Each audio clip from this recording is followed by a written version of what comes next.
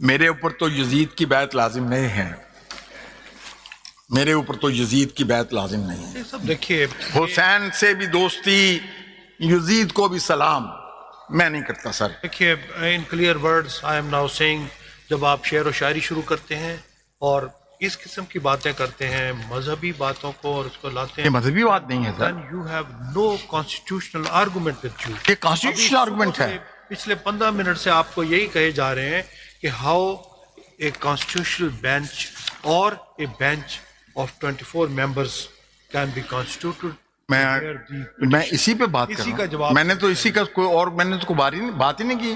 Your lordships are sitting on a branch which is the creation of this amendment, 26th constitutional amendment.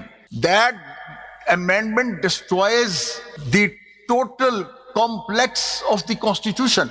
It destroys the organ of the state. merits of the case ہے نا آپ کے۔ آپ اس یہ amendment نے no military dictator had dealt with a greater serious blow to the constitution than 26th constitutional amendment.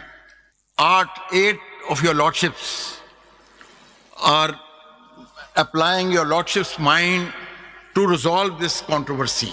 اور یہ controversy کی صرف میں پراما فشائی کیس آپ کی خدمت میں عرض کرتا ہوں جو ریلیونٹ ہے for constitution of full court. Why your lordship should constitute a full آپ کی کورٹ؟ رائے میں وٹ از فل کورٹ؟ کیونکہ اس کے اوپر بہت بحث ہو چکی ہے اور وہ لا حاصل بحث ہے۔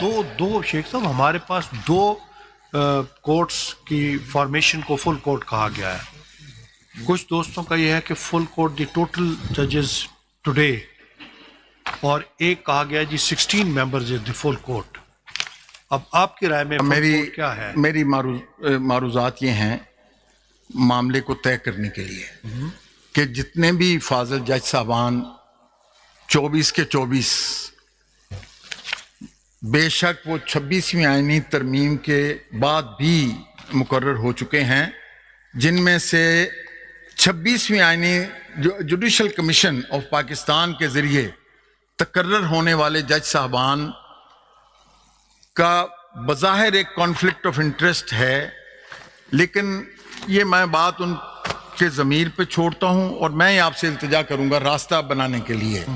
Let all the honourable 24 judges of Supreme Court, چلیں without adding any further honorable judge to that strength,